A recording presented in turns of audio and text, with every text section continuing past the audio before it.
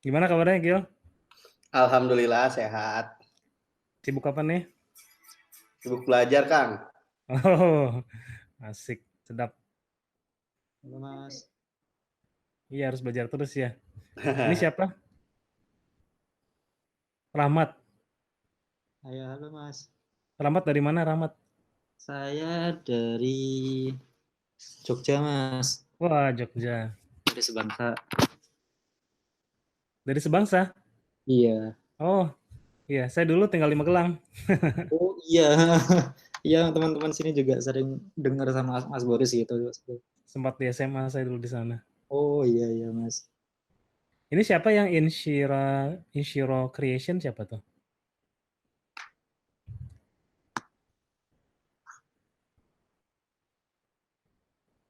Ini Mas Zainal Arifin mau join hangoutnya aja nggak, Mas? Ada di chat tuh Mas Zainal Arifin. Ini juga Dede. Dede nggak mau join hangoutnya, Dek. Itu link hangoutnya ada di kanan ya. Di kanan ada link hangout buat bisa join. Ini buat join hangout.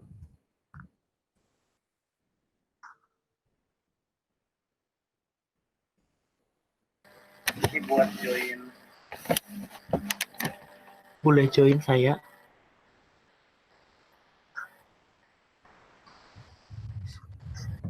Itu ada yang baru join, siapa namanya? Nasi Ijo. Boleh join saya?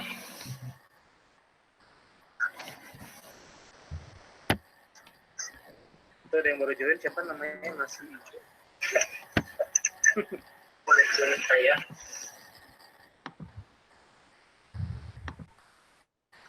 Kita mulai aja ya. Oke. Ini sesinya ini aja apa namanya? Sesi bebas gitu. Jadi saya nggak nyiapin slide. Jadi kalau ada mau pertanyaan, biasanya dari Agil nih suka banyak pertanyaan, Gil. Tanya dulu, Gil, biar ini mulai. Ini aja apa namanya? Siap, siap. Wah, ada Dede tuh. Dede dari Batam, Dek. Salam dulu dong. Assalamualaikum. Waalaikumsalam warahmatullahi wabarakatuh. Sehat, Dek? Alhamdulillah sehat Bang. Kayaknya cuma Kangen, saya yang manggil abang ya. kangen ya sama Dede nih. Jangan tetanggaan kita tapi nggak pernah jumpa ya. Iya nih harus berenang dulu sih ya. Dede di Batam, saya di Singapura. Iya, tetanggaan. Cuman 40 menit. Saya kemarin sibuk deh, jadi nggak ikutan yang acara-acara Google Developer. Iya. Travel terus saya. Padahal kita sedikit lagi udah jumpa tuh Bang ya. Di Iya. Jurong ya. Insya Allah ya next time ya.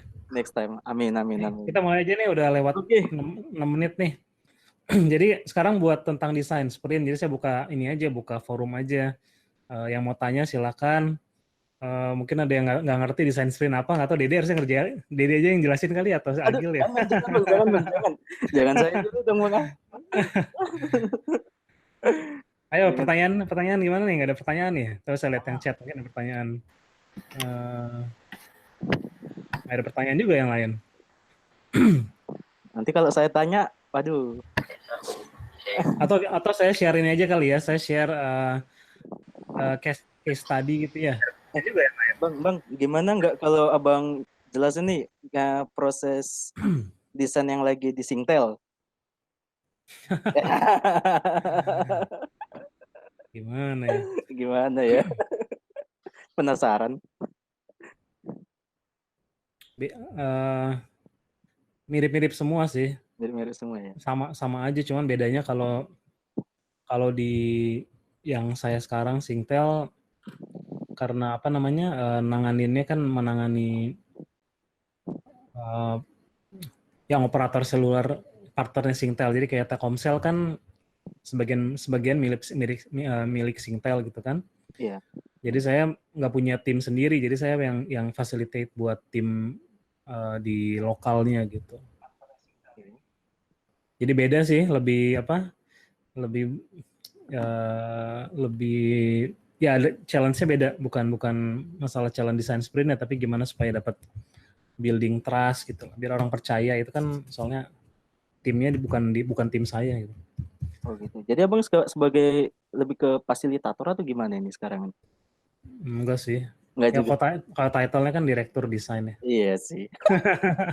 Jadi ya Iya iya iya iya. mimpin desain. Paham sih. Nah, Nah, ini berarti nggak ada pertanyaan nih. Yang lain gimana pertanyaannya nih? nanti kita jadi lain topik nih ya kan? Iya, ngobrol Tanya tentang lagi. saya nih. Nggak Ya. rame ngobrol tentang saya.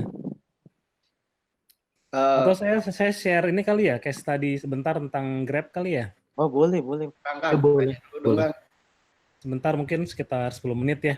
Oh, Jadi boleh. biar buat yang lain mungkin yang tiba-tiba join nggak pernah dengar desain sprint. Jadi kalau desain sprint itu salah satu metode yang ada di product development, itu gimana supaya kita bisa kolaborasi dengan lebih baik antara desainer, product development, sama engineers.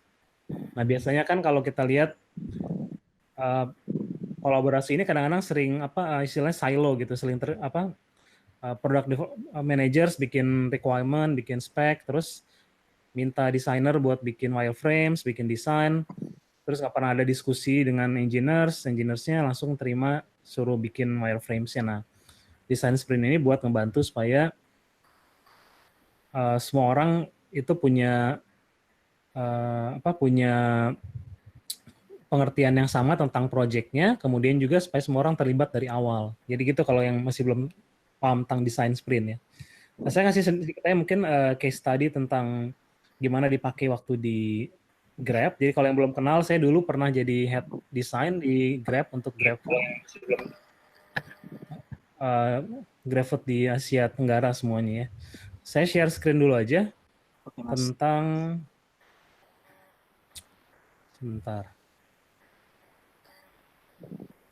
Tentang desain di Grab.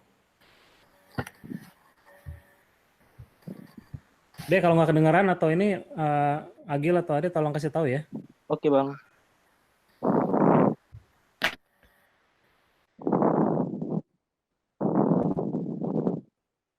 Kelihatan nggak ya? Kelihatan, Bang. Cuman kalau bisa di preview aja ya. Ntar dulu, saya takutnya nggak jelas nih. Kok nggak muncul ya di itunya ya? Belum muncul. Muncul kok, Kang. Hah? Muncul? Muncul. Tapi bukan preview. Iya, Ini aja nggak apa-apa. Bentar. Biasanya kalau di preview itu jarang muncul. Coba slide ketiga, Bang. Nanti jelas. Di ini? Udah muncul. Udah, Bang. Udah jelas. Udah sangat Udah? jelas. Udah. Ini soalnya kalau saya preview saya nggak bisa lihat yang videonya, jadi saya nggak tahu gimana nih. Nggak tahu gimana di Google Hangout-nya. Tapi kelihatan ya? Kelihatan, Bang. Muka saya kelihatan nggak? Kagak, Bang. Oh, ini slide-nya doang. Gimana kok aneh. Slide-nya doang. Ya udahlah, biarin. Oke, jadi ini singkat aja gimana dulu Google Design Sprint dipakai di GrabFood. Jadi waktu pertama itu kan, ini kalau ya Bang udah tahu Grab semua lah ya, udah tahu ya. Iya. Nggak perlu dibahas. Nah, jadi challenge-nya itu waktu kita mau desain sprint itu bisa dibilang waktu tahun lalu ya, 2017, ya tahun lalu, itu ya kalau ada teman-teman yang dari Gojek, bisa dibilang kita bersaing ketat gitu lah dengan Gojek, tapi GoFood itu lebih dikenal orang lebih banyak gitu kan. Terus juga ini challenge-nya, jadi kayak cancellation rate-nya tinggi, experience-nya juga bisa dibilang nggak bagus, dari orang misalnya mau nyari makanan aja susah gitu kan. Terus juga selalu lebih ke kayak competitors driven, jadi apa yang dimilikin sama kompetitor kita harus punya juga gitu kan. Terus timnya tuh tersebar di berbagai negara, jadi ada 5 negara di Cina, Singapura, Thailand, Malaysia, Singapura. Jadi nggak sinkron gitu antara timnya. Kemudian banyak yang mikir bahwa desain itu, terutama tim saya itu tentang making things pretty, jadi cuma bikin visual design atau graphical design aja. Nah, pas saya di-assign buat jadi head-nya buat desain, saya mulai pakai desain sprint. Jadi desain sprint ini targetnya adalah supaya kita bisa ngerti tentang users, bisnis, sama teknologi gitu. Jadi gimana kita bisa ini yang saya suka gitu. Jadi istilahnya meaningful solution. Jadi kita bisa bikin feature 100 features, tapi meaningful apa enggak, dalam arti itu benar-benar features yang user butuhkan dan bisa solve problems-nya atau pain points-nya. Di saat yang sama juga features-nya apakah dia bisa juga memberikan business result. Jadi harus ada business results-nya. Jadi harus ada efek ke bisnisnya, harus bagus juga. Nggak bisa cuman features-nya bagus secara teknologi tapi nggak ada business results-nya. Nah, ini saya ulang-ulang terus ya kalau yang suka dengar saya podcast gitu kan. Ini bahwa inovasi itu adalah sweet spot antara 3 hal. Jadi ada, masih dengar ya, Dek? Ya, oke. Jadi ada 3 hal, sweet spot ada 3 hal, tentang orang, tentang people, desirability, jadi apa yang mereka mau, kemudian tentang business viability, keberlangsungan bisnis, dan technical feasibility. Jadi kalau kita bicara inovasi harus 3 hal ini. Nah, dalam prakteknya 3 hal ini biasanya diwakili oleh banyak pihak gitu kan. Jadi kesulitannya adalah gimana kita berkolaborasi. Nah, muncul design sprint. Ya, design sprint ini adalah sebutannya framework gitu buat tim yang size biasanya 5 sampai 7 atau bisa juga sampai 9 gitu buat tes ide dalam 2 sampai 5 hari. Jadi waktunya cepat banget. Kalau saya dalam 3 hari aja. Nah, terus ini kebetulan kalau yang kasus yang Grab agak unik, biasanya timnya cuma 7 orang. Ini kebetulan karena timnya di 5 negara, jadi kita waktu itu design sprint-nya ada sekitar 25 sampai 30 orang. Jadi pas itu saya yang jadi fasilitator, lumayan challenging gitu ya, 30 orang dalam satu ruangan dan kita jalan design sprint-nya. Nah, cara gimana sih secara design sprint, yaitu kita harus tentuin goals-nya dulu. Jadi goals-nya adalah supaya kita lebih ngerti tentang bisnis, visinya terutama, karena penting untuk semua orang tahu. Jadi misalnya desainer pas dia bikin screen pun dia tahu bahwa tujuan bisnisnya adalah A gitu. Kemudian engineer juga pas dia bikin code-nya itu dia bukan cuma bikin code untuk selesai tugasnya aja, tapi dia ngerti bahwa code yang dibuat itu adalah buat membantu bisnis mencapai hasil A gitu. Kemudian juga supaya orang align di matrix. Jadi kalau kita bicara matrix nanti silakan teman-teman search lebih lanjut tentang UX matrix atau business matrix.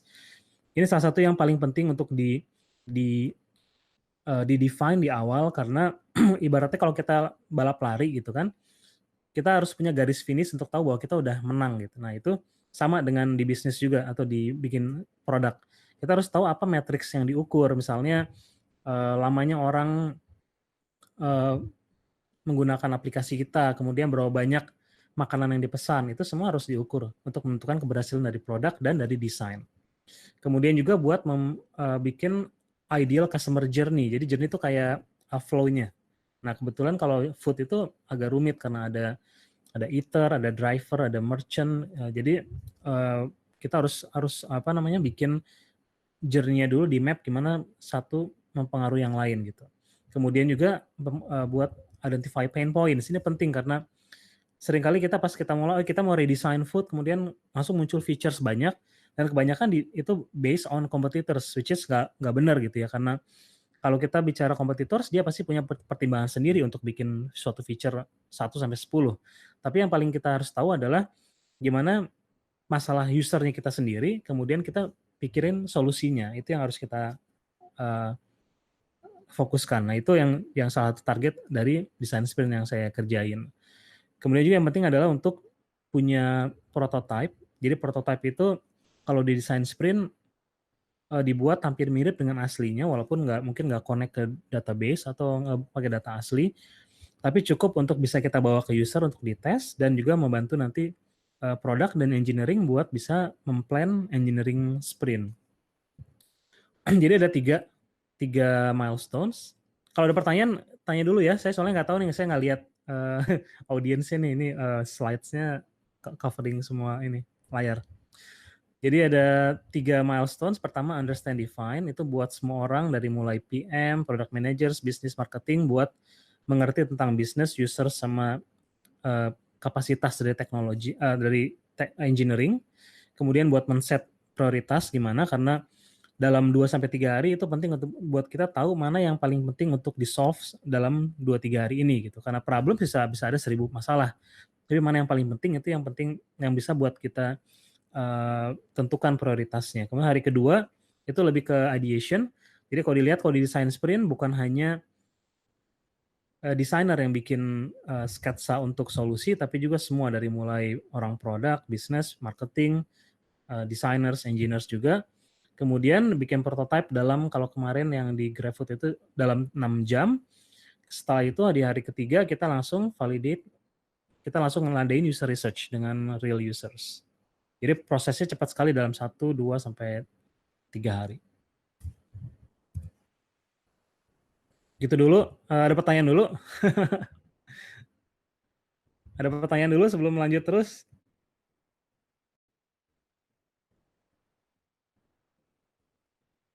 Ntar saya lihat yang chatting nih. Dek, ada pertanyaan nggak, Dek? Kang, mau tanya Kang, Mangga.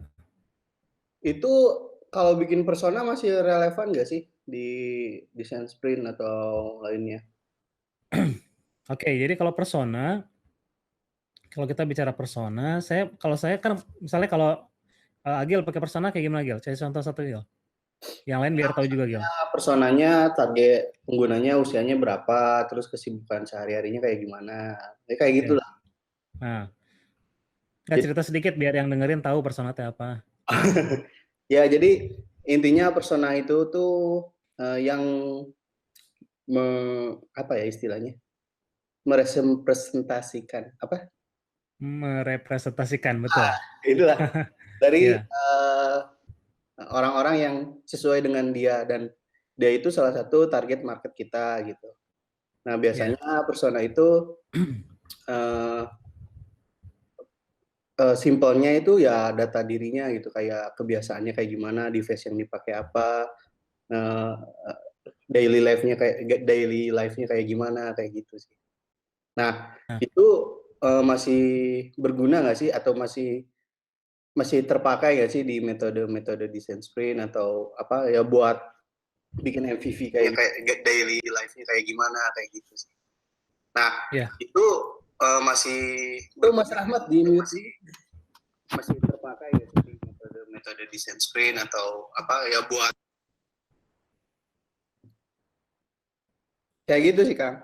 Pertanyaannya, jadi balik lagi, persona itu masih relevan nggak untuk dibuat? Ya, jadi kalau persona emang di design sprint dipakai buat yang starting point-nya gitu ya. Karena apa namanya, kan kita harus pas kita buat yang awal challenge sih kita harus tahu target usernya siapa gitu kan secara high level. Cuman pas dalam prakteknya, misalnya kasus Grab aja ya, itu personanya bisa overlap. Jadi misalnya kalau misalnya kita bicara persona orang yang kerja di kantor, misalnya mesen makanan GrabFood bisa sehari misalnya 2 kali, ternyata ada juga yang pelajar SMA mesennya 2 kali juga misalnya. Dan akhirnya jadi campur-campur gitu personanya, Gil. Nah, akhirnya yang kita pakai itu, yang saya suggest waktu di Grab itu, personanya itu based on value yang mereka bawa ke perusahaan. Jadi gini, ntar saya share dulu ya. Jadi pas banget saya ada slide-nya. Alhamdulillah. Bagus ya, sering bersyukur kalau ikutan ini saya ya. Ntar dulu. Oke, nih. Ya ini. Kelihatan nggak? Kelihatan. Ini biar saya bisa lihat yang screen lainnya. Nah, jadi kalau saya ketimbang pakai persona yang udah ada, yang biasanya based on kayak misalnya, tadi kan misalnya pelajar, dia umur berapa, terus senangnya apa, pakai gadgetnya apa gitu kan. Ya. Saya suggest itu pakainya based on value yang mereka bawa. Jadi misalnya contohnya GrabFood aja. Itu kan misalnya kita bicara ini yang paling kanan ya, top users ya. Misalnya dia top users itu adalah orang yang pesan makanan seminggu paling nggak 5 kali. Terus minimal ukuran pesanannya itu Rp100.000 gitu. Nah, jadi karena di top users ini bisa jadi orang yang behavior-nya sama, itu bisa jadi dia bisa jadi orang kantoran, bisa jadi ibu rumah tangga. Iya nggak? Iya, iya, paham. Nah, gitu. Jadi emang sih di awalnya dipakai. Misalnya kita kan desain sprint selalu misalnya, oh kita mau meredesign GrabFood apps untuk ibu rumah tangga. Nah itu nggak apa-apa buat starting point. Tapi dalam pas perjalanan membuat solusinya udah harus lebih Tingkatkan. di expand lagi tentang value-nya. Jadi oh dia mesen 5 kali, terus ada juga yang segmen lain yang mesennya cuma sebulan sekali misalnya. Mungkin dia cuma yang kayak sebutannya dormant gitu, yang datang dan pergi gitu ya.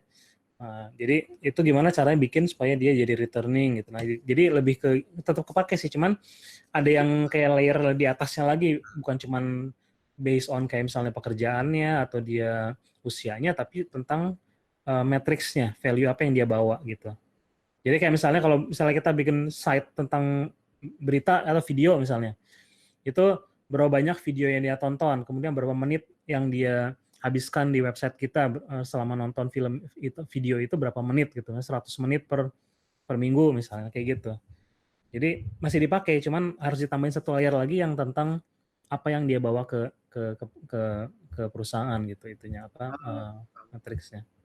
Jadi kalau boleh menyimpulkan, untuk penggunaan persona itu tergantung dari startupnya itu sendiri ya kan.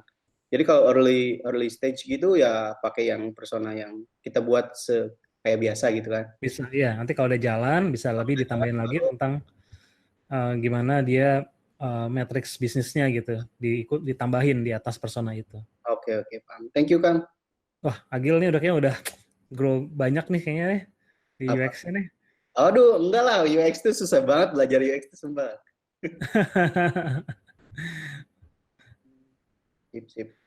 Kalau bikin user flow skenario, nah jadi kalau aku ngobrol-ngobrol sama orang, jadi kebanyakan itu masih kesulitan gitu bikin user flow atau apa user journey gitu.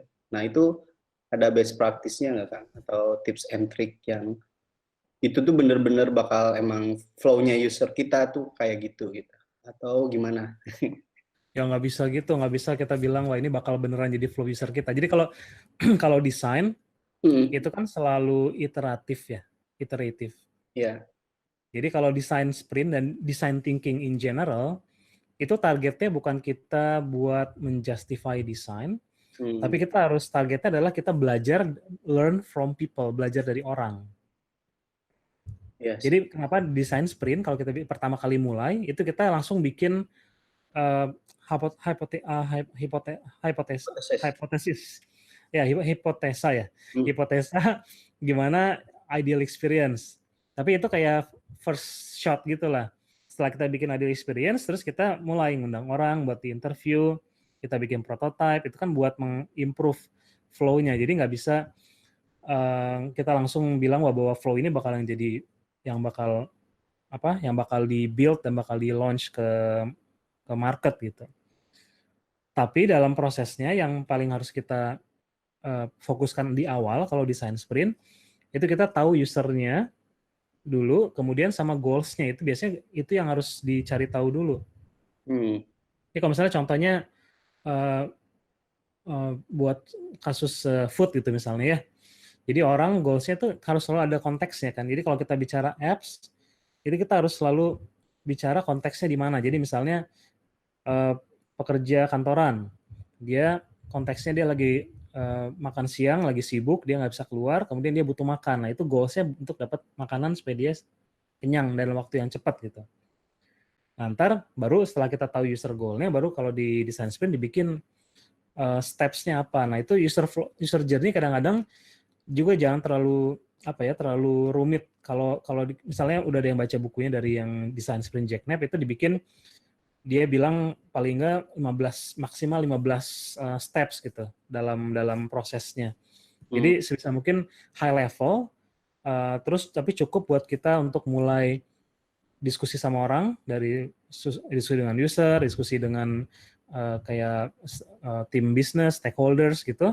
Terus baru kita improve lagi flow-nya kayak gitu. Jadi flow-nya emang harus bakal selalu berubah sih, dalam arti lebih baik gitu, di-improve gitu.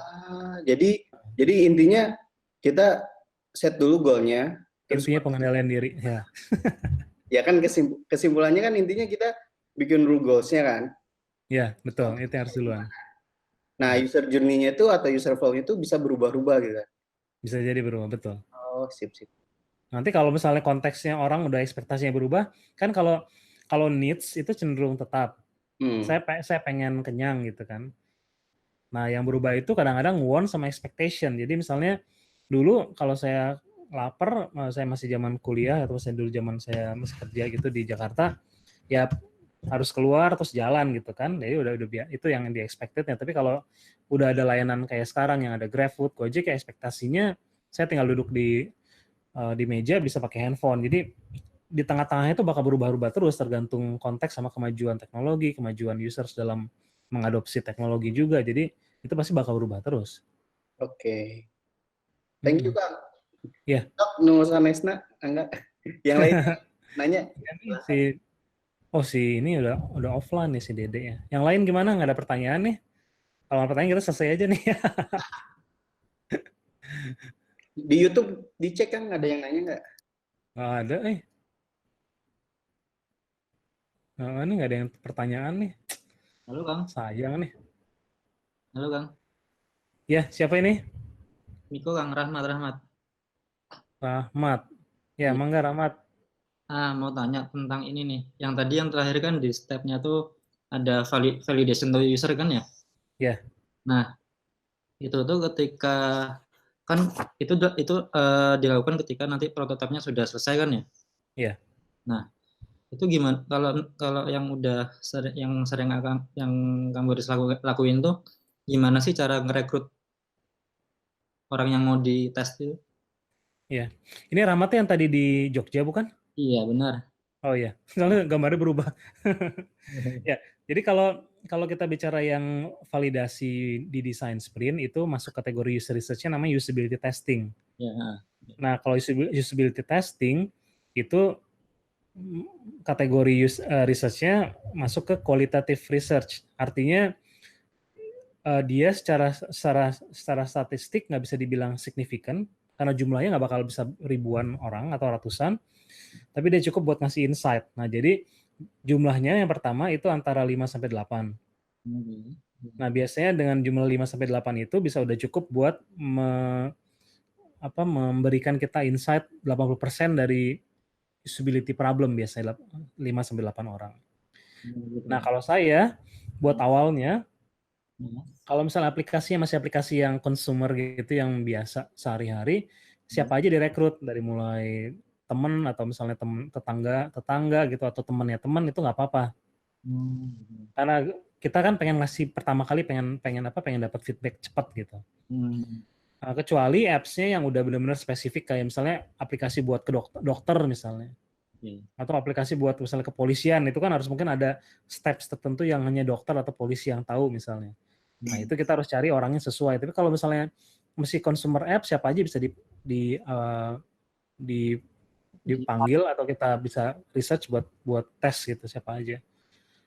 Nanti kalau misalnya setelah 5 orang atau 3 orang kita rasa kayaknya feedbacknya nggak bagusnya, kita baru bisa lagi mungkin usaha lebih buat cari yang spesifik. Misalnya kita pengen tahu gimana sih orang yang kan umurnya beda-beda, misalnya kayak misalnya kalau orang yang generasi Y gitu ya, milenial gitu beda sama yang kayak saya gitu yang X gitu kan.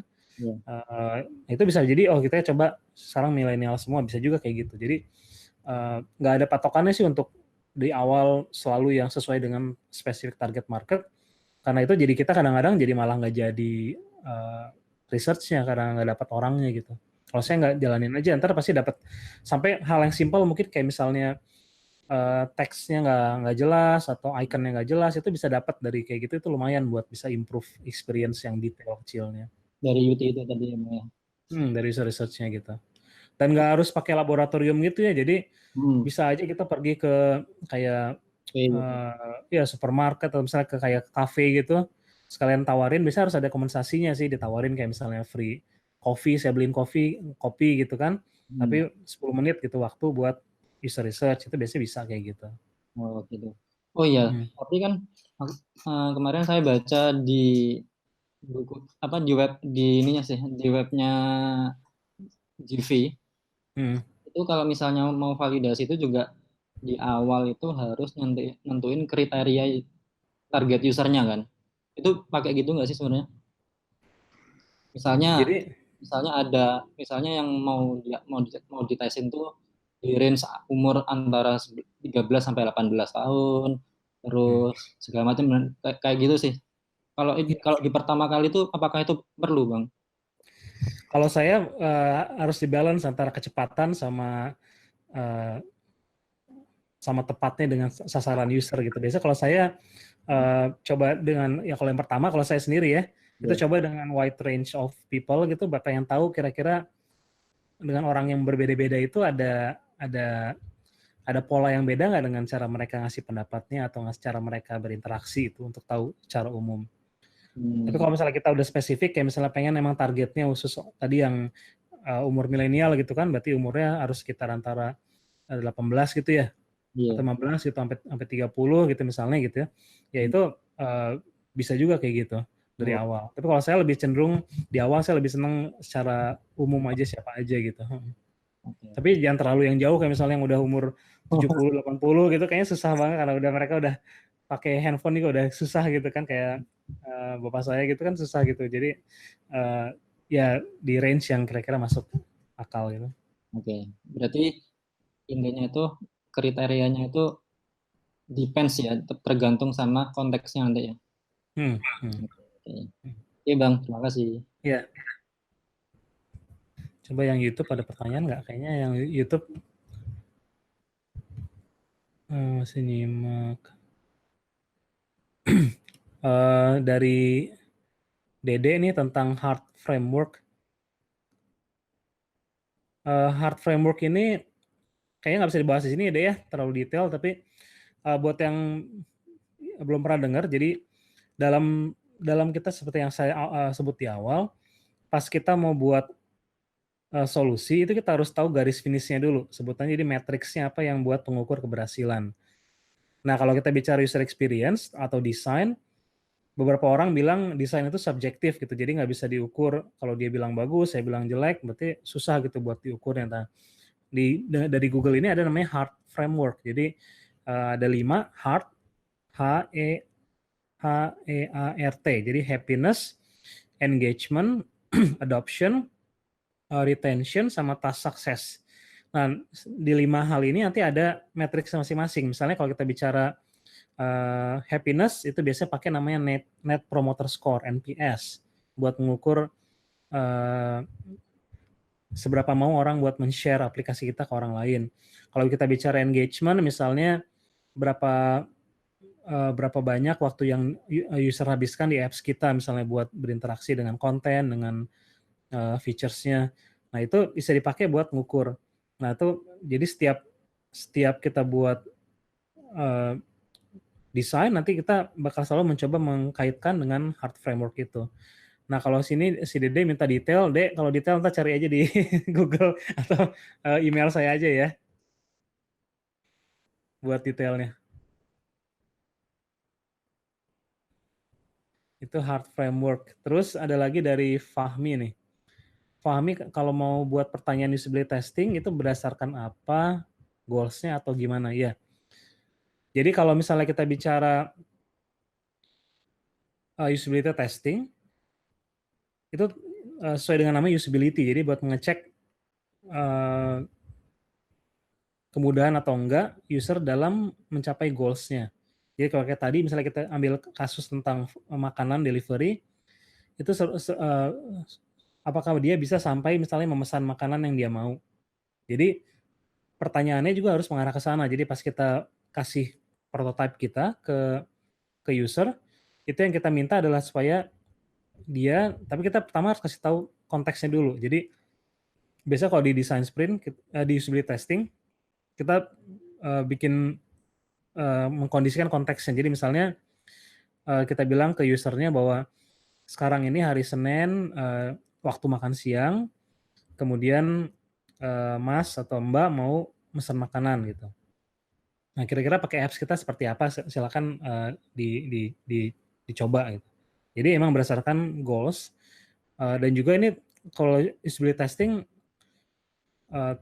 agak tricky kalau kita nggak biasa latihan. Karena yang seringnya adalah saya udah jalanin desain sprint banyak banget gitu ya. Kebanyakan orang itu mencoba menjustify desainnya, bukan goals-nya itu bukan untuk belajar dari orang.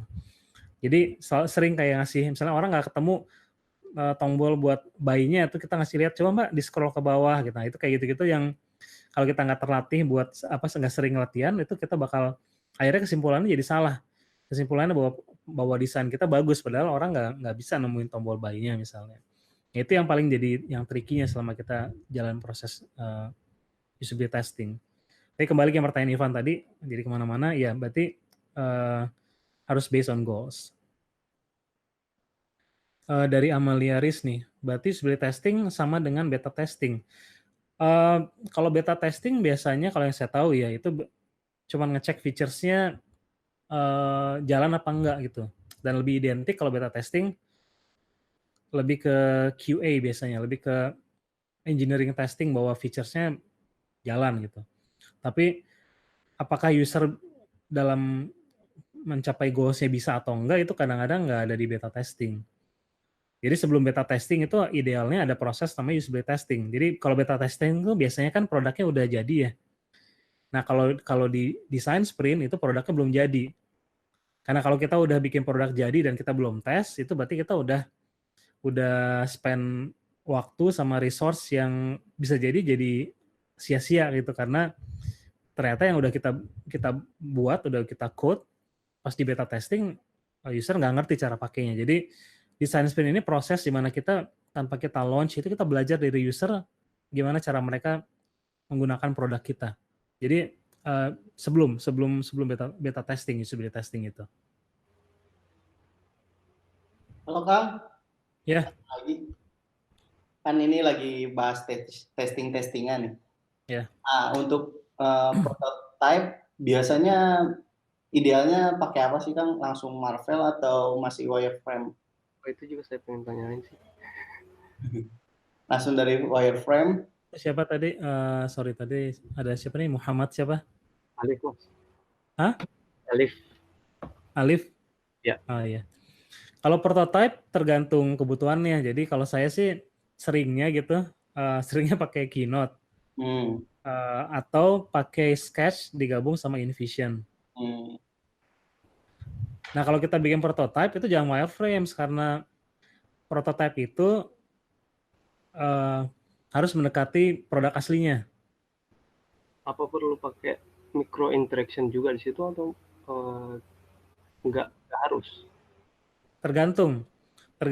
Jadi kalau misalnya micro interaction itu penting buat orang dalam berinteraksi dan mencapai menggunakan features-nya, ya bisa dipakai. Tapi seringnya itu kan lebih kebanyakan buat flow-nya aja, jadi nggak perlu juga. Nah kalau misalnya pakai Keynote, sayangnya Keynote itu hanya ada di Apple ya, di MacBook gitu, nggak ada di yang Windows. Kalau pakai Keynote itu bisa pakai micro interaction-nya juga. Berarti sebelum melakukan testing itu yang harus disiapkan skenarionya ya kan? Iya, betul. Nah itu berarti masuk ke metode kualitatif ya Kang? Kalau usability testing. Iya, masuk kualitatif. Terus skenarionya dibuat skenario yang sehari-hari ya. Jadi gimana produknya itu fit ke customer, aktivitas dia sehari-hari. Jadi misalnya kita bilang kamu lagi kerja, terus sekarang waktu makan siang, tapi ternyata jam 12.30 ada meeting penting, jadi cuma waktu punya setengah jam, gimana cara kamu pesan makanan. Jadi ada ceritanya gitu, biar dia bisa menempatkan dirinya di konteks itu. Okay. Karena kalau aplikasi kita kan, sebenarnya aplikasi itu bakal dipakai orang dalam keseharian dan dalam selalu ada ceritanya gitu kan. Nggak pernah terpisah dari keseharian orang. Jadi penting buat kita mengkondisikan orang dalam konteksnya supaya dia bisa ngebayangin dengan jelas gitu. Mungkin bisa di-share lah nanti template atau dokumen biar cara ngukur yang baik itu kayak gimana. Jadi kan kita kan taunya kita testing berdasarkan skenario. Nah, terus kan harusnya per flow itu kan dinilai kan. Nah, mungkin nanti Kang Boris ada template-nya atau enggak gitu kan, bisa di-share. Jadi ngisi acuannya kayak gimana. Oh. Kalau yang ini template yang buat usability testingnya udah punya? Belum. Jadi kalau aku sekarang sih masih bikin sendiri gitu. Jadi nggak tahu itu best practice atau enggak gitu. Tapi ya Waktu tahun ini 2016 itu pernah ikutan yang ini nggak, Google Fest yang di Jakarta nggak, Gil? enggak, DevFest nggak ya? Oh, belum. itu udah lama, itu saya udah bikin dari 2015 kayaknya tuh. Udah ada di website tapi kayaknya nggak ada yang pernah ada yang pakai. Kita gitu ya. Itu yang di Circle UX. Eh, Ada, nanti saya share deh. ya Itu nggak udah paham lagi soalnya itu. ada template buat sampai kayak script-nya gitu udah ada semua. Cuman untuk penilaian emang lebih ke task sukses sih kalau di yang saya. Jadi orang berhasil atau enggak sampai dia misalnya pesan makanan. Jadi lebih simple gitu. Ya, Bukan. referensiku tuh di bukunya itu yang apa? Don't Make Meeting itu. Itu Iya, kan iya. ada. Iya, heeh. Saya udah bikin sih yang bahasa Indonesia itu. Kalau mau ntar saya sharing nanti saya taruh di ini di link di YouTube-nya ya. Siap, Kang. Thank you. Iya. Tadi ke yang tadi siapa? Elvan ya, siapa? Muhammad Elvan siapa? Alvan. Sorry saya nggak dapat namanya tadi siapa? Elvan ya. Tadi yang prototype gimana? Udah jelas atau masih belum? Di ini sih di waktu ngedesain prototipenya ini kan kalau kita pengen ngebuat micro interaction-nya kan butuh effort yang lebih. Nah, sementara di fase desain sprint untuk prototyping itu kan di waktu ke-5 apa 6 ya.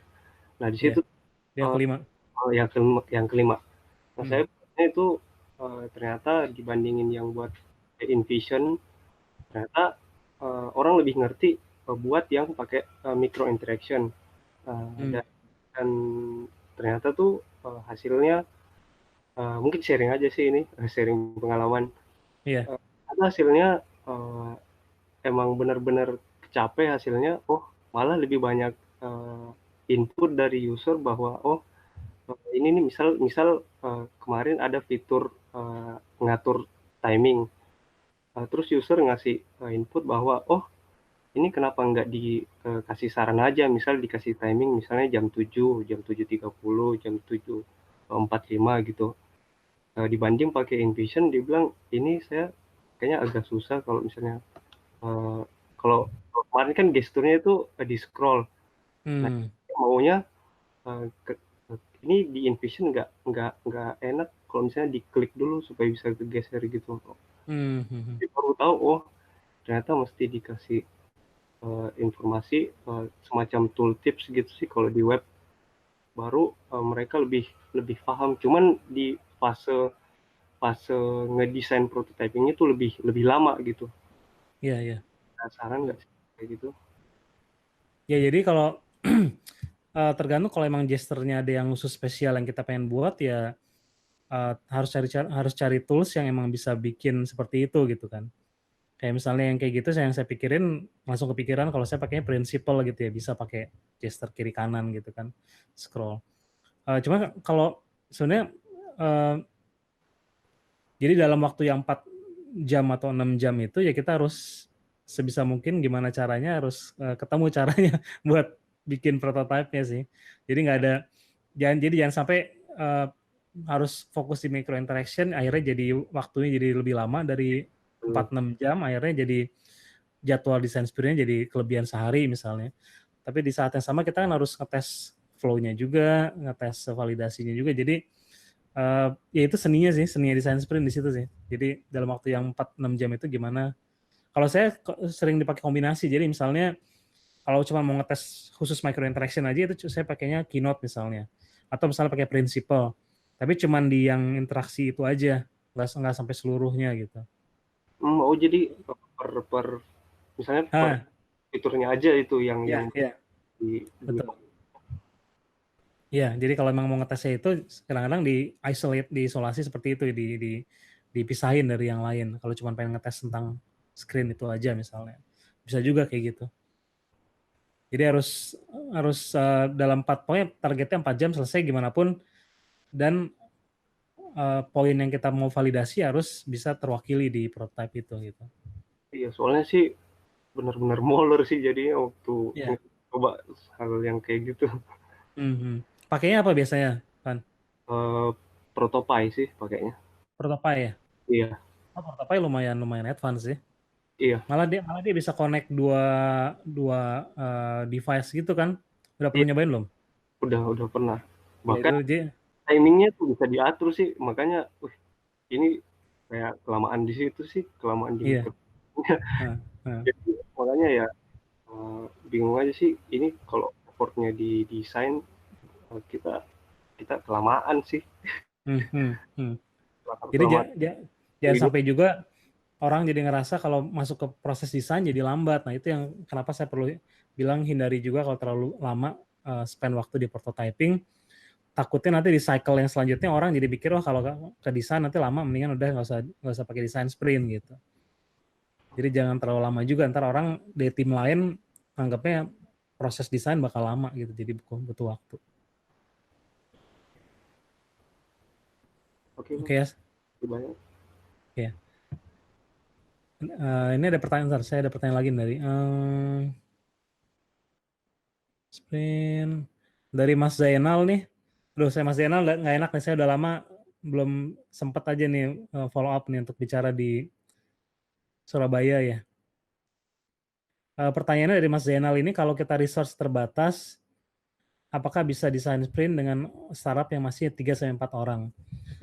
Nah, jadi bisa banget, malah kalau misalnya awal-awal dulu startups yang masuk ke Google Accelerator di Google Launchpad Accelerator yang di Amerika itu, waktu di sana cuma ada 3 atau 4 orang gitu, kita jalan terus desain sprint bisa.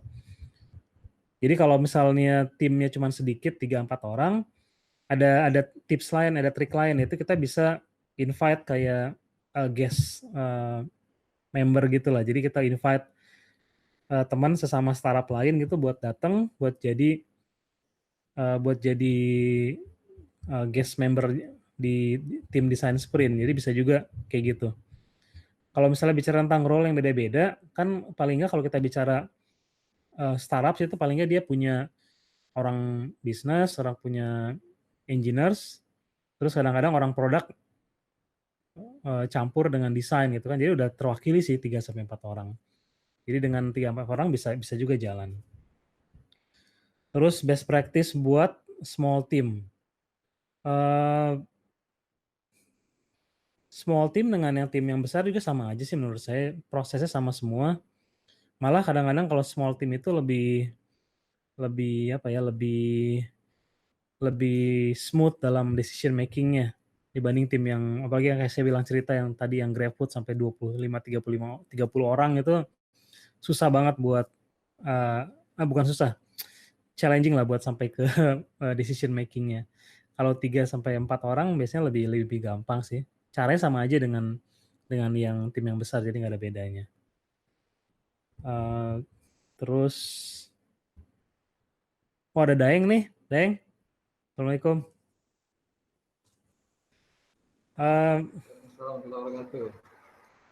Gimana? Ya. Sibuk ya? Sibuk ngurusin ID? Iya, baru gabung nih, Coach. Izin gabung.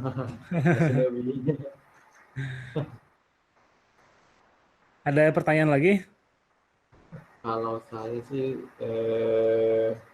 ngikuti aja dulu, Coach, karena masih baru gitu.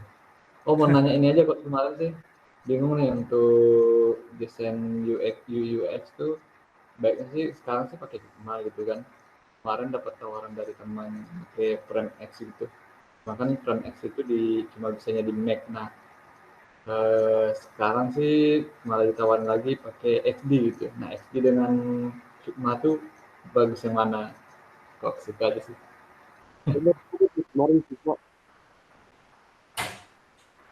Kalau tools sih sebenarnya toolsnya cuman media aja ya sebenarnya. Kalau saya sebenarnya nggak pernah pakai XD, jadi nggak bisa ngomong bagus yang mana. Oh gitu.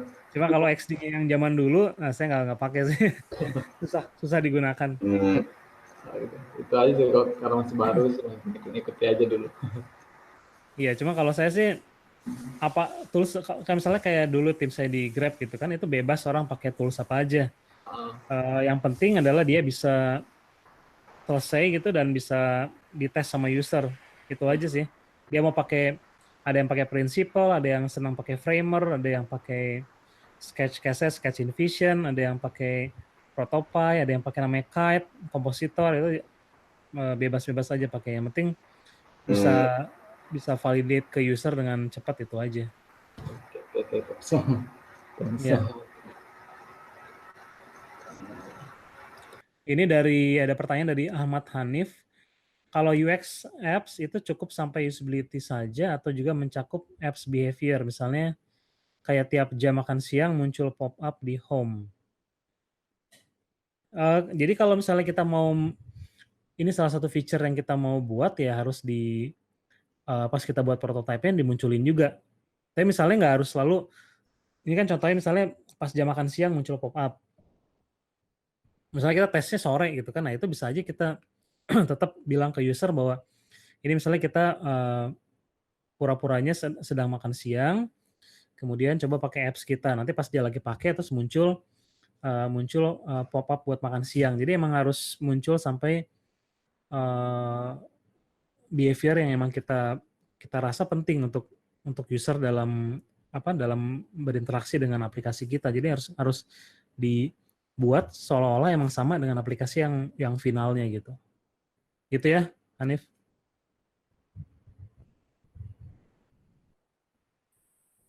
Halo Bang, Ya, siapa ini? Ahmad Bang. Ya, yang mana, Mat? Oh yang mau tanya lagi. Balik lagi yang yang usability testing tadi. Kan sebenarnya di usability testing itu bisa disisipi sama matrix kan. Misalnya matrix success rate. Jadi kita ngelihat si usernya si yang di tes itu waktu penyelesaian gitu kan ya. Ya, waktu task suksesnya bisa. Nah, itu kalau Bang Boris pakai success rate gitu juga nggak sih? Untuk Tergantung. Jadi kalau misalnya jadi kalau misalnya emang yang diukur ada success rate ya diukur gitu ya. Kadang-kadang ada yang kita emang yang kita butuh waktu penyelesaiannya itu kadang-kadang sampai di usability testing diukur juga berapa detik selesainya misalnya. Jadi emang usability testing harus mencakup hal-hal seperti itu yang kita ukur. Oke. Jadi termasuk sampai detiknya misalnya, atau misalnya sampai berapa banyak berapa lama dia di screen tertentu, itu bisa diukur juga biasanya di usability testing. Terus kan ini kan Bang, terus yang di akhir nanti misalnya success rate kan hasilnya itu persen gitu kan, persenan gitu. Nah itu ada batas aman nggak sih sebenarnya untuk bisa dilakukan iterasi berikutnya berdasarkan hasil dari success rate tadi itu? Jadi kalau kita bicara usability testing yang kualitatif, hasilnya kalaupun misalnya success rate-nya 80%, itu kan nggak bisa dibilang semua user bakal 80% sukses. Yeah. Jadi kalau kualitatif itu nggak bisa dibilang secara statistik dia signifikan. Nah, jadi kita harus tetap diskusi lagi atau dipikirin lagi secara dengan timnya gitu. Kira-kira ini masalah ini bakal jadi masalah yang serius atau enggak, kemudian perlu diiterate lagi atau enggak. Jadi nggak ada patokan numbersnya karena dia datanya nggak bisa dibilang signifikan secara statistik. Jadi kalau kita ngerjain ke cycle selanjutnya, terus kita tes lagi dengan 5-8 orang, success case-nya, success rate-nya misalnya 70, tapi kita confidence dengan features-nya ya biasanya di launch aja gitu. Karena targetnya kan dalam kita nge-launch produk, terutama kan kita pengen belajar cepat gitu bahwa gimana sih orang pakai dan gagalnya di mana. Itu yang harus dijadiin goals-nya sih. Lagi bikin apa nih Mas, cerita rahasia atau gimana? Ini sih lagi nyoba nerapin desain sprint aja sih. Nah terus sekarang masuk udah lagi nyoba yang sprint research-nya. Nah sekarang itu makanya kan kemarin udah sempat nyoba sekali kali iterasi, terus dapat data kualitatifnya, Iya. sama dapat kuantitatifnya yang dari sukses rate tadi itu. Dari hasilnya itu masih 50% gitu hasil dari sukses rate-nya itu. Dari fiturnya, dari satu fitur itu. Nah, Oh, itu kalau 50 sih kayaknya yang harus di-iterate lagi ya. makanya Eh, misalnya 75% atau 80% udah oke, baru bisa di launch gitu, nggak perlu di-iterate lagi. Iya. Kalau saya sih kalau misalnya dari 50% dari 4 orang itu gagal setengah itu biasanya harus dipikirin lagi tuh berarti. Nah, ya kalau saya sendiri mungkin sekitar 70% gitu ya. Oke. Itu pun udah kayak udah ya oke lah gitu 70%. Tapi kalau 50% kayaknya ya harus di desain sprint lagi kayaknya gimana solusinya gitu, pikir lebih baik lagi. Kalau menurut Bang Boris nih, ntar kalau misalnya ya desainnya yang tadi itu udah 70% dan udah di launch gitu, apakah perlu untuk dilakukan UT lagi ke depannya tentang fitur tadi itu nggak sih? Nah, Ya udah biarin 70% aja gitu sampai seterusnya. ya. Nah, jadi kalau kita bicara tadi awalnya desain sprint kan kita punya nentuin success matrix tuh. Nah, Jadi kayak garis finishnya apa. Jadi kayak misalnya kalau saya bicara delivery, food delivery, itu misalnya banyaknya order per minggu. Terus misalnya banyaknya jenis makanan yang baru yang dipesan sama user. Nah, itu kan kalau kita ada launch kan ada datanya tuh. Nah, kalau dari datanya ternyata target yang kita set awal itu nggak kecapai, ya otomatis bakal selalu kita improve terus. Misalnya pas kita lihat dari, kan kalau tadi bicara success rate 50%, itu kan cuman mungkin dengan maksimal 8 orang lah mungkin ya. Jadi kalau kita ada launch kan mungkin usernya ada ratusan, ribuan, atau malah puluhan ribu. Nah, itu kan secara statistik bisa mewakili. Kalau ternyata pas kita lihat datanya sama-sama success rate-nya 50%, nah itu kita harus diinvestigate lagi gitu, diselidiki lagi kenapa sampai 50%. Nah, kalau udah punya data tuh biasanya bisa lebih kayak, kalau dokter sih kita udah langsung bisa fokusnya udah bisa tahu scope-nya di mana gitu loh.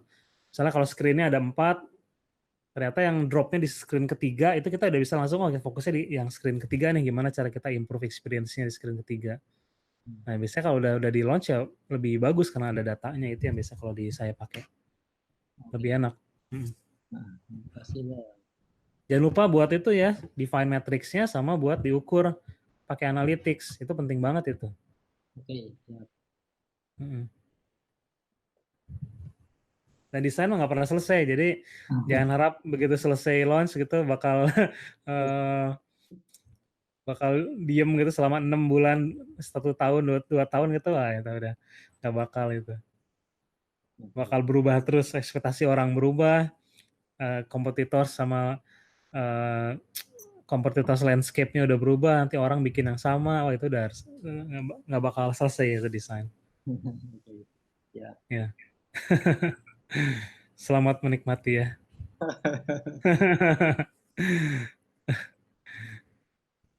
Ntar saya ada pertanyaan lagi nih di YouTube tadi dari Fahmi. Bedanya design sprint sama design thinking. Nah,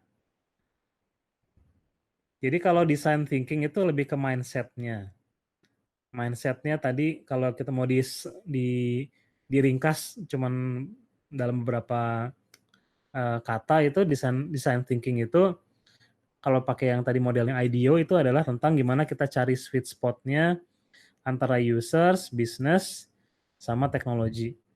Nah, design sprint itu adalah gimananya. Jadi setelah kita punya mindset bahwa penting untuk tahu user, bisnis, sama teknologi buat bikin produk yang inovatif. Nah, desain sprint itu adalah caranya, prakteknya gimana supaya kita bisa mencapai itu. Gitu ya, Fahmi. Terus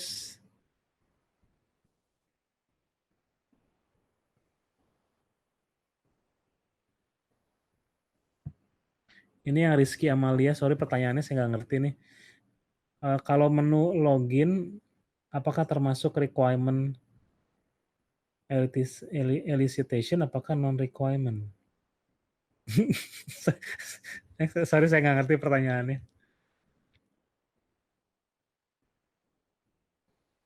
Sorry ya, mungkin bisa diperbaiki, saya nggak tahu pertanyaannya apa.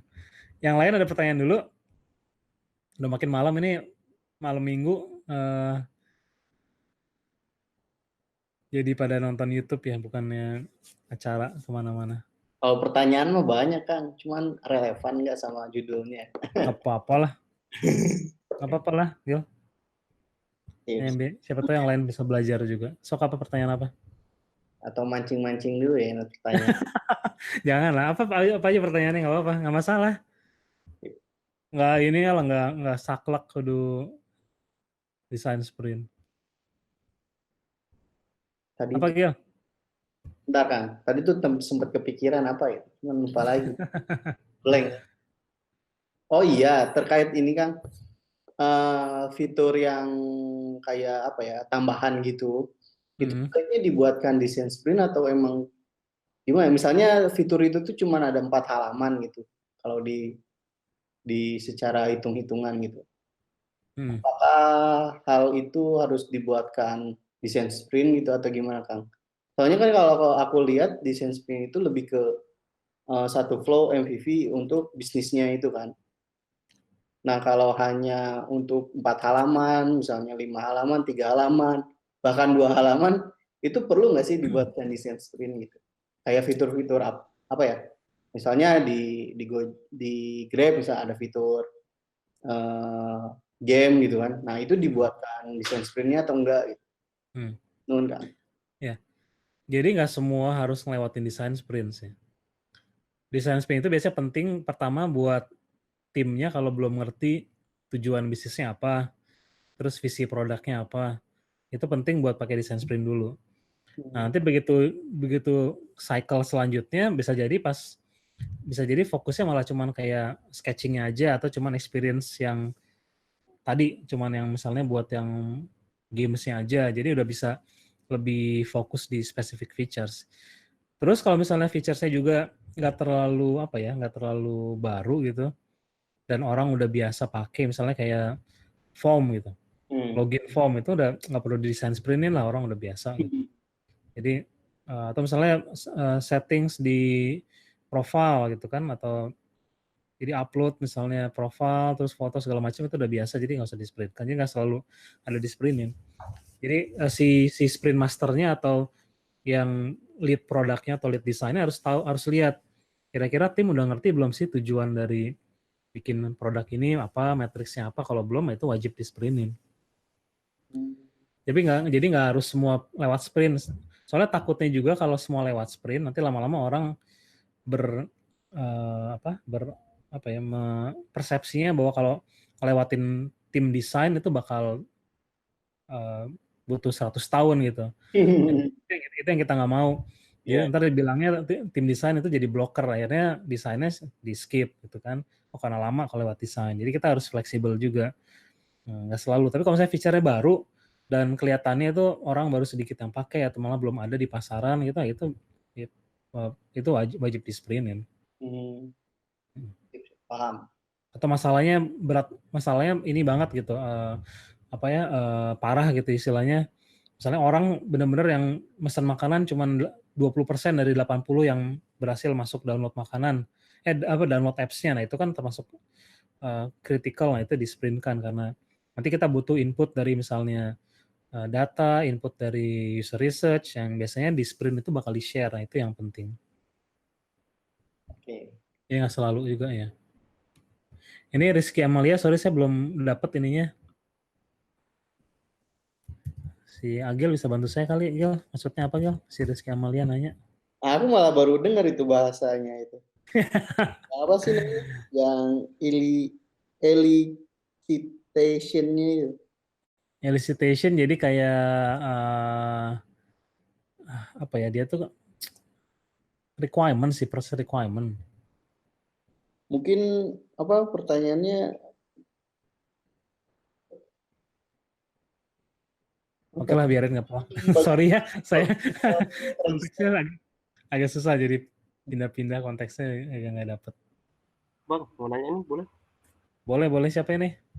Alif, Oh iya, Alif.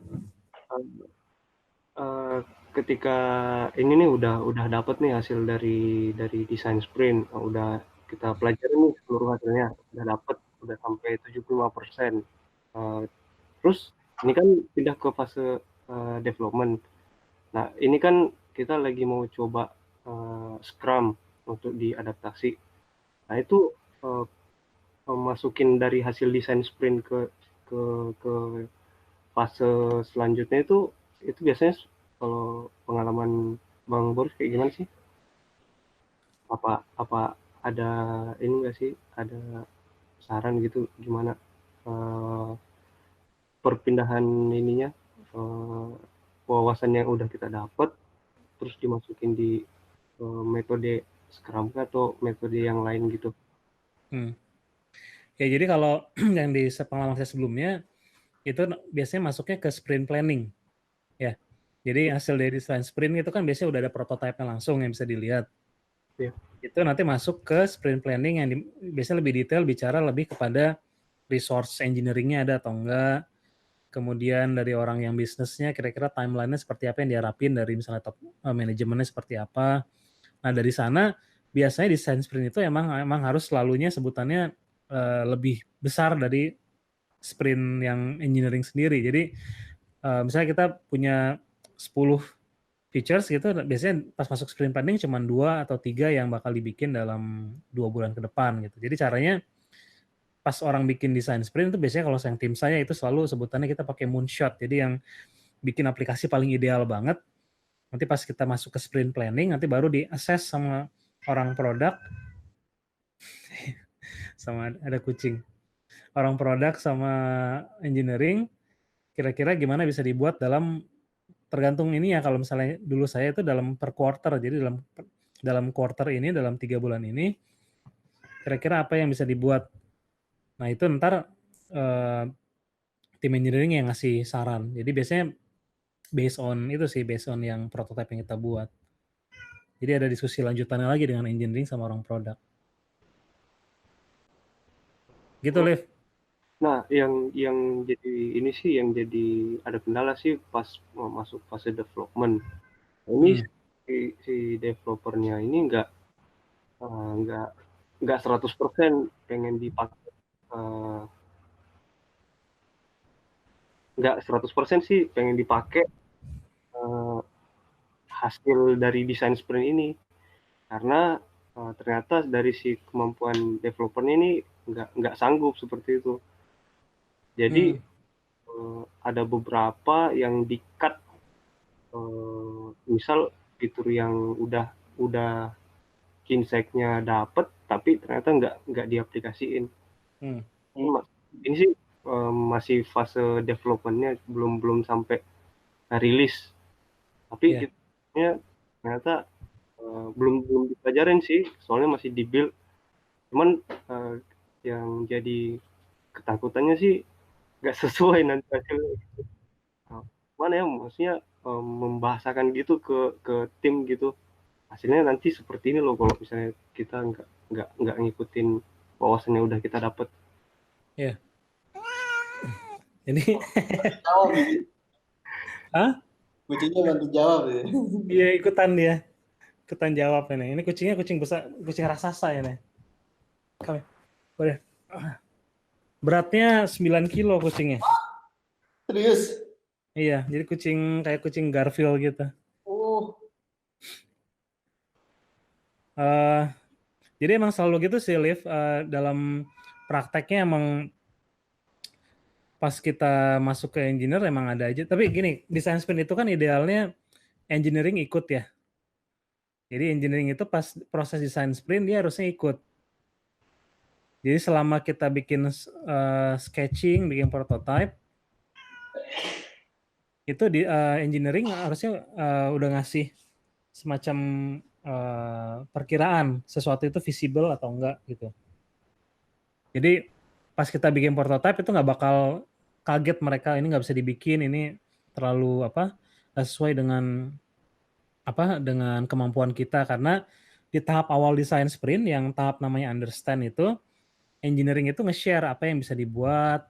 Misalnya mereka nggak punya orang yang bisa bikin iOS app, cuman Android aja. Tapi mereka punya orang yang ngerti web gitu. Jadi, mungkin bikin apps-nya yang hybrid antara pakai teknologi web sama dibungkus gitu buat jadi native app. Itu biasanya dari awal. Jadi engineering itu harus diikutin terus dalam proses desain sprint. Jadi mereka nggak bakal tiba-tiba bikin atau ngasih sesuatu yang ini nggak bisa dibikin gitu. Tapi dalam prakteknya emang bakal ada yang dalam waktu sebulan nggak bisa bikin yang ideal seperti yang kita mau.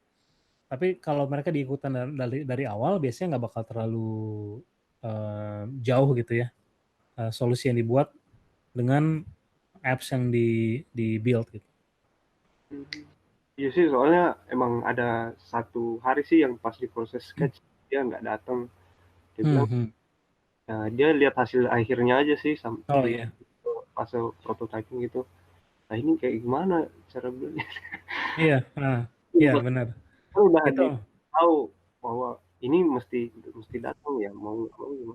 Oh ternyata hasil akhirnya nggak bisa iya. Ya itu makanya harus penting untuk mereka ikut dalam prosesnya. Kalau enggak, sama juga dengan orang yang bisnisnya juga. Ntar orang bisnis atau orang yang top manajemennya istilahnya kayak CEO-nya atau head product-nya gitu, kalau mereka nggak ikut dalam prosesnya, nanti tiba-tiba mereka bilang, wah ini bukan fokus kita harus fokus ke hal yang lain. Nah itu juga yang harus dihindarin juga. Jadi emang benar-benar semua itu harus komitmen dulu ya dari awal.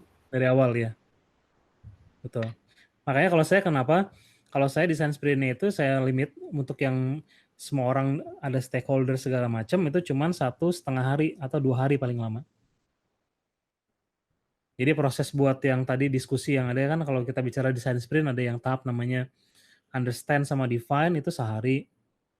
Terus yang sketching itu cuman hari kedua setengah hari. Habis itu udah setelah hari kedua yang siangnya itu udah kerjaan desainer buat bikin prototype.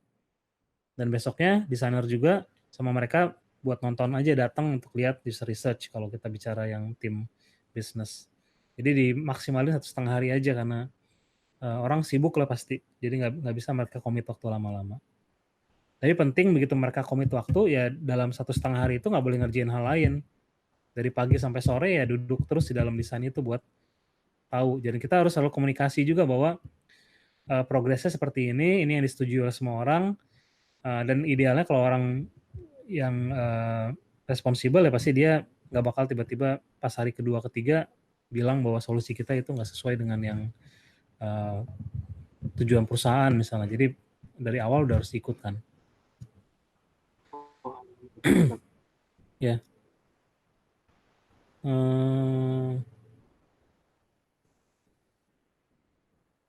Kayaknya udah nggak ada pertanyaan lagi nih. Jadi kita udah hampir 2 jam nggak kerasa ya. Wah, siap. Extra time. 2 jam ini. Ya, udah mau 2 jam. Oh, di sana udah mau jam 11 ya? Di sini ya, jam 11. Saya lagi begadang soalnya mau siap-siap besok ke Jakarta soalnya. Acara apa, Kang? Ada rahasia lah. Kerjaan berarti? Kerjaan. Kirain mau ke Jogja dulu gitu. Ke Jogja belum ada sih. Belum ada ya? Pengen sih. Iyalah, main lagi nantilah diadain eventnya. Agil kalau Jogja kemarin si Gerald ya, UXID ya. Gimana? Kemarin ada kayak meetup UXID ya. Kalau nggak salah. UXID Jogja. Jogja lumayan lah. Acara UX-nya udah banyak. Banyak ya sekarang ya. Besok di mana? Masih kurang. Acara di mana biasanya kalau di Jogja ya? Jogja biasanya ngobrol-ngobrol aja sih, sharing-sharing. Tapi jarang ada. Di mana? Gimana? Di mana, Gil? Beda-beda sih tempatnya. Ada yang di JDV. Sekarang sih biasanya di. Oh, JDV ya? Iya benar JDV ya. Di perusahaan-perusahaan atau company-company sama startup di Jogja biasanya ngadain event juga. Nantilah Kang, mungkin nyoba ngundang lah. Workshop tapi ya. Iya, workshop harusnya ya. Desain sprint ya. Ya siap. Ya yang ngadain ini aja. Dia UXID aja. Ya nanti Atau komunitas lah. masa harus Atau Jogja aja kolaborasi dengan itu aja, dengan Telkom kan. Dilo. Dilo ini. Ya nantilah bisa diatur. Heeh. Ada Mas Azmi, tahu nggak Mas Azmi? Lupa saya mana. Mungkin pernah ketemu kali. Dia ngurus. Tapi saya buat yang Dilo itu ada jadwal ini sebenarnya mau ke Makassar atau Medan gitu.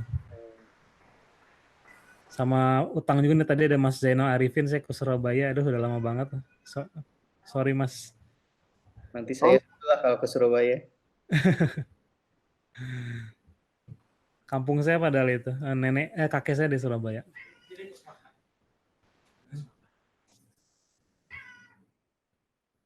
Ini kucing berisik. UX conference ngisi apa Kang? Workshop Nah, yang belum tahu atau belum join ya UXID. UXID di Facebook ada, UX Indonesia tuh, UXID ya yang komunitas. Terus nanti tadi Agil bilang ada conference bulan Oktober di Jakarta. Itu saya ngisi ini dua sesi, Gil. Satu ini desain sprint. Kamu datang nggak? Insya Allah Kang. Jadi desain sprint workshop 2 jam. Asik. Desain sprint workshop. Terus satu lagi talk tentang desain leadership. Wah, menarik ini. Jadi gimana kita dari mulai bangun timnya, terus gimana desain itu kan banyaknya sekarang di organisasi, walaupun kayak misalnya yang gede-gede gitu, tetap dianggapnya cuman kayak buat bikin wireframes gitu. Jadi desain itu belum dianggap sebagai strategic function. Nah, ntar kita lihat gimana, paling ada pengalaman saya lah gimana desain itu bisa ikut ngebantu buat tentuin direction dari produk. Gimana tadi Kang? Kalau boleh tahu Kang? Kenapa? Di mana tempatnya? Di Jakarta. Jakarta ya. Jadi join dulu aja itu Facebook grupnya UXID. Soalnya sebentar lagi bakal dibuka, itu ada belum diumumin sih kapannya karena kayak masih sibuk timnya. Tapi itu 2 hari. Berapa Gil? 2 hari Gil ya? Saya lupa. 2 hari. Tanggal 4 sampai 5 nggak salah. Ya tanggal 4-5 penuh itunya, speakersnya nanti banyak dari mana-mana, dari Google, dari Singapura, dari mana lagi itu. Banyak ya pasti. Udah gitu bagus buat ketemu sesama orang-orang produk, biasanya produk, designers juga buat banyak network. Terus kalau saya sehat insya Allah nanti pas habis tanggal hari Jumat kan ya, itu setelah ngisi 2 sesi, nanti sampai sore, mungkin sore bisa saya ini lagi diskusi kalau mau nanti. Amin. Ya semoga lah ada rezekinya. Amin. Ntar lihat dulu yang di YouTube, kayaknya udah nggak ada pertanyaan lagi.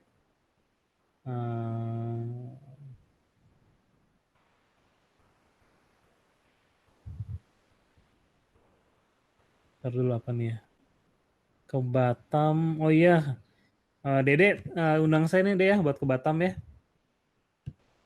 Ke Tangerang atau Tangerang nih. Terus kata Dede bahas user research dengan Gita Grab. Ya ini Gita ini dulu tim saya di Grab. Sekarang masih di Grab Singapura. Ntar bisa pernah juga jadi bintang tamu dulu buat yang chat yang apa ya lupa. Iya, yang tentang gimana dapat kerjaan di Singapura. Nanti bisa kita undang lagi lah. Kalau nggak ada pertanyaan lagi mungkin selesai dulu. Gil, ada pertanyaan lagi nih yang di sini masih ada pertanyaan? Alif atau siapa nih? Daeng? Cukup Kang. Cukup ya? Udah 2 jam. Ditunggu pas di Batam aja nanti Kang. Sama sedikit promosi, kalau yang ini suka dengerin podcast, saya ada podcast. Kalau yang podcast lebih update daripada yang YouTube. Jadi bisa dicari di Spotify atau di Apple atau Google Podcast, cari aja nama saya Boris Hasya, nanti muncul podcastnya. Jadi biasanya kalau di sana saya lebih praktikal, lebih share banyak best practice gitu. Tapi voice ya, podcast aja. Mungkin ini Kang, ada masukan ide. Bikin tour Indonesia aja. Gimana maksudnya? Ya tuh dari ujung ke ujung gitu tentang apa. Jadi setahun tuh ada jadwalnya. Apa workshop gitu? Ya workshop misalnya dari Medan sampai ke Makassar. Makassar. Oh, lu Makassar ya? Iya. Oh, iya, saya ini Makassar mungkin ini sih lagi nanti insya Allah janjian sama yang Telkom sih di lo. Iya. Soalnya besok ada event tuh desain sprint dari MD Labs Di mana? di Makassar Digital Valley. Besok siang ada event tuh. Oh, siapa yang ngadain? Telkom Digital Valley. Oh, itu fasilitatornya siapa? Digital Valley. Ahyar Muawal orangnya. JDV Makassar. MDV. Ya, nanti saya insya Allah datang deh. Belum pernah ke Makassar. Wih, mantap. Bikin aja proposalnya itu ya. Gil, nggak ada yang sponsorin nih mau dari ujung ke ujung. Ntar saya Ya nggak kan aku, kerja saya. apa namanya? Cari sponsor gitu. Tiap daerah aja. Itulah dibicarakan. Oh, tenang ada Bos Agil. Astaga, amin. Amin, kok astaga gimana? Siap bantu. Insya Allah lah kalau ada, insya Allah ada tenaga sama ada Nanti rezeki. juga ada acara sih sama Mas Yohan, insya Allah. Di mana? Jogja? Jogja. Tentang ini ya, tentang web tapi ya, progresif ya, Iya. PWA ya, Ya, salah satunya. progresif web ya. Iya. Iyalah dia kan evangelis buat web, jadi wajib dia mah keliling-keliling. Tip, thank you. Udah gitu semua. Kalau nggak ada pertanyaan lagi, mungkin selesai dulu. Bisa terus ke ini ya. Ntar dulu. Tetap connect. Yang belum join, saya ingetin aja join di Facebook ini. Facebook UX ID. Ada tulisannya UX ID Community. Di sana bisa tanya, bisa diskusi. Bisa juga langsung message saya juga. Saya ada di mana-mana lah. Ada di Facebook, ada di Twitter, ada di Instagram, di mana-mana ada pokoknya. Nah itu dulu aja. Tetap ini ya, belajar terus ya. Jangan berhenti belajar. Desain juga nggak pernah berhenti, jadi selalu improve terus. Sampai ketemu lagi. Kalau ada pertanyaan, terima kasih. Selamat weekend. Wassalamualaikum warahmatullahi wabarakatuh. Wah.